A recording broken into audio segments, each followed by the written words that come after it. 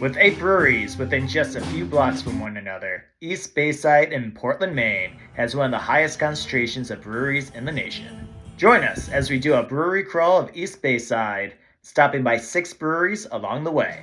This is Brew England, a channel dedicated to all things New England adventures, culture, and beer.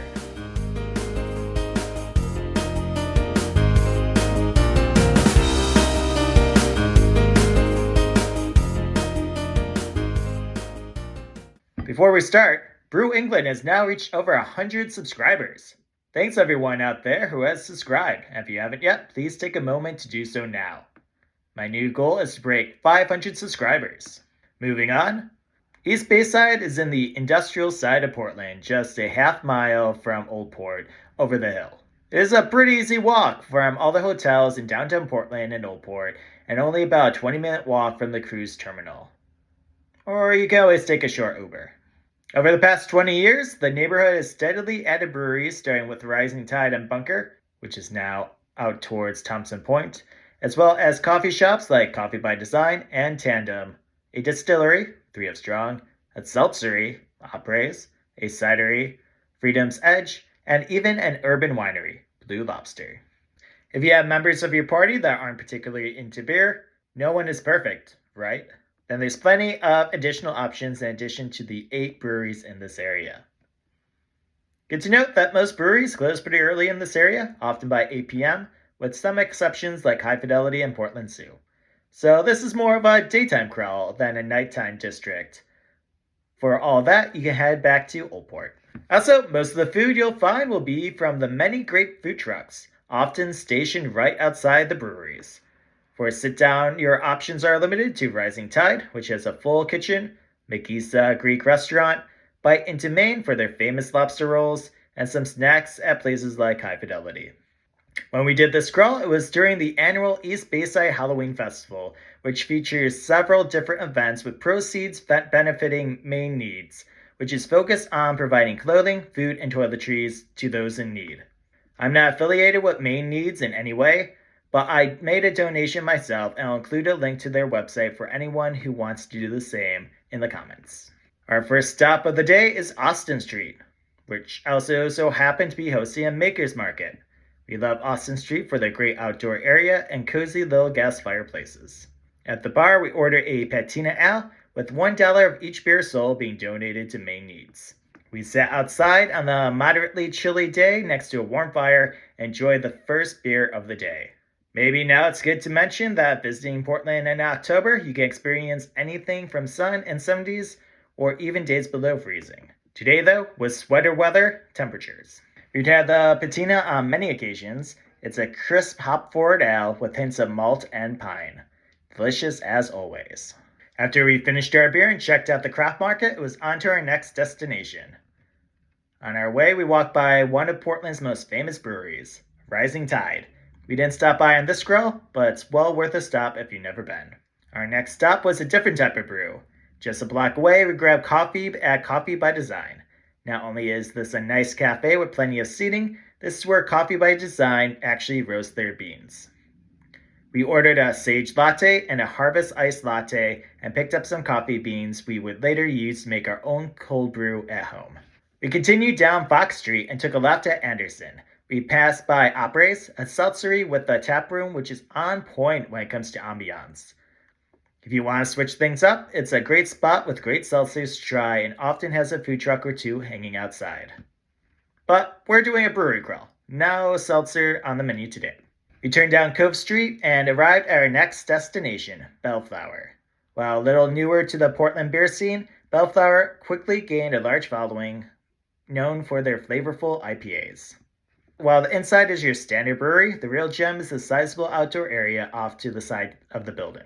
We ordered a Gilded Meadow Dark Lager and the Flashlight Tag Peanut Butter Stout, and sat outside. The Gilded Dark Lager had notes of caramel as I sipped the malty goodness, whereas the Peanut Butter Stout was smooth and creamy with pleasant notes of chocolate. Parked in front of Belleflower was a hot dog cart. Not just any hot dog cart, it was Gunners slinging up Icelandic-style hot dogs. I had to get one. The hot dog is a mix of pork and beef and came topped with apple ketchup, onions, and a remoulade.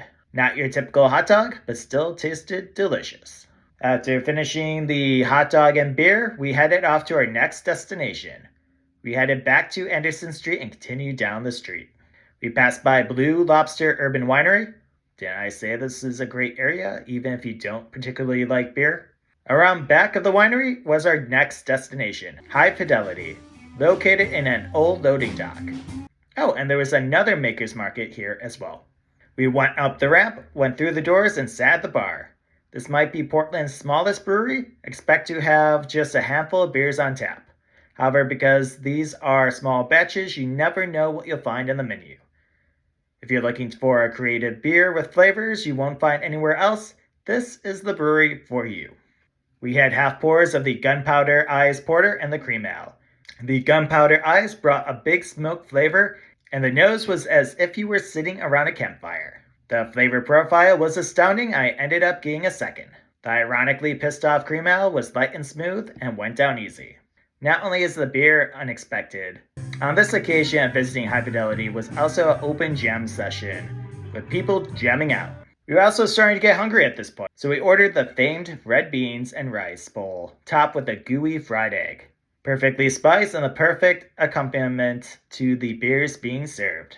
All things must come to an end, so we headed off to our next destination, which was just across the street. We passed by Lone Pine, which probably has one of the best outdoor spaces in Portland, and some of the city's most iconic beers. Around back, you'll find a second brewery hidden away, and our next destination, Goodfire. We ordered at the bar and had a seat in the back room, which was covered in some funky art. We ordered the Chotsky Grodziski style of beer, which was light and smoky and overall great, and at 3.8%, something you can drink all day. They also had a shuffleboard table, so we took our skills to the test and played a few rounds, which was mostly us overshooting the table. You can't win them all. Soon, it was time to leave for our next destination.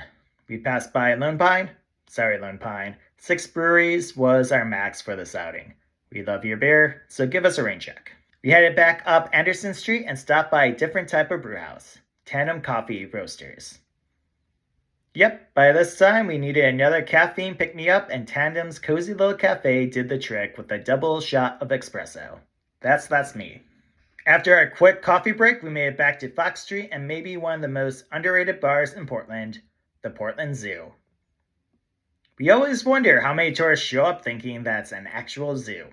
While the brewery itself is little more than a shack, we mean that in the nicest way possible, Portland Zoo offers a great outdoor area, a veritable oasis in the middle of the city. I had the Beach Boogie Grapefruit Sea Salt Sour, tangy and refreshing, and we couldn't resist getting one of their frozen drinks, a painkiller cocktail. It might have been October, but we were still grasping at summer vibes. Even summer must come to an end, so we headed off to our final destination, Portland's newest brewery, Orange Bike. Orange Bike is in a nice modern space, and all of their beer is gluten-free.